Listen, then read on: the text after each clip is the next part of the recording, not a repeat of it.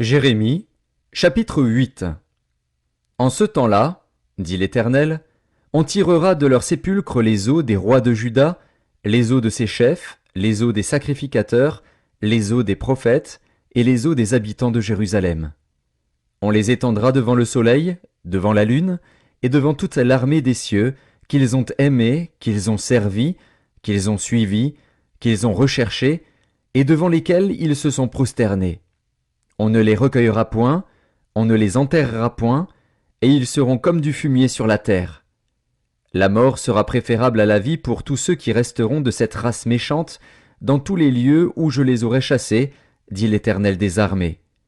Dis-leur, ainsi parle l'Éternel, est-ce que l'on tombe sans se relever? Ou se détourne-t-on sans revenir? Pourquoi donc ce peuple de Jérusalem s'abandonne-t-il à de perpétuels égarements?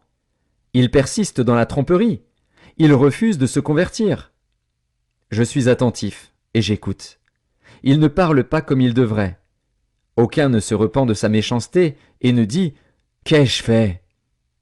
Tous reprennent leur course, comme un cheval qui s'élance au combat. Même la cigogne connaît dans les cieux sa saison. La tourterelle, l'hirondelle et la grue observent le temps de leur arrivée.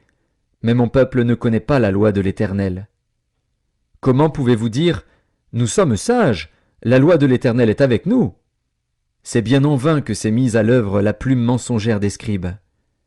Les sages sont confondus, ils sont consternés, ils sont pris.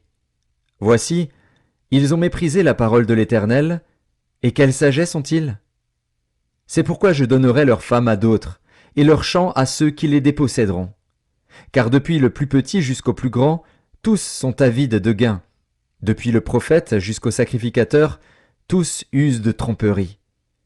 Ils pensent à la légère la plaie de la fille de mon peuple. Paix, paix, disent-ils, et il n'y a point de paix. Ils seront confus, car ils commettent des abominations. Ils ne rougissent pas, ils ne connaissent pas la honte.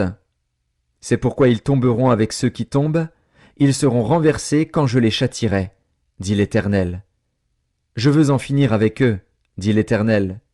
Il n'y aura plus de raisins à la vigne, plus de figues au figuier, et les feuilles se flétriront. Ce que je leur avais donné leur échappera. Pourquoi restons-nous assis? Rassemblez-vous et allons dans les villes fortes pour y périr. Car l'Éternel, notre Dieu, nous destine à la mort. Il nous fait boire des eaux empoisonnées parce que nous avons péché contre l'Éternel. Nous espérions la paix, et il n'arrive rien d'heureux. Un temps de guérison, et voici la terreur. Le hennissement de ses chevaux se fait entendre du côté de Dan, et au bruit de leur hennissement, toute la terre tremble.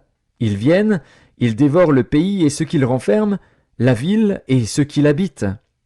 Car j'envoie parmi vous des serpents, des basiliques, contre lesquels il n'y a point d'enchantement. Ils vous mordront, dit l'Éternel. Je voudrais soulager ma douleur. Mon cœur souffre au-dedans de moi. Voici les cris de la fille de mon peuple retentissent sur la terre lointaine. L'Éternel n'est-il plus à Sion? N'a-t-elle plus son roi au milieu d'elle? Pourquoi m'ont-ils irrité par leurs images taillées, par des idoles étrangères? La moisson est passée, l'été est fini, et nous ne sommes pas sauvés. Je suis brisé par la douleur de la fille de mon peuple, je suis dans la tristesse, l'épouvante me saisit. N'y a-t-il point de baume en Galaad? N'y a-t-il point de médecin? Pourquoi donc la guérison de la fille de mon peuple ne s'opère-t-elle pas?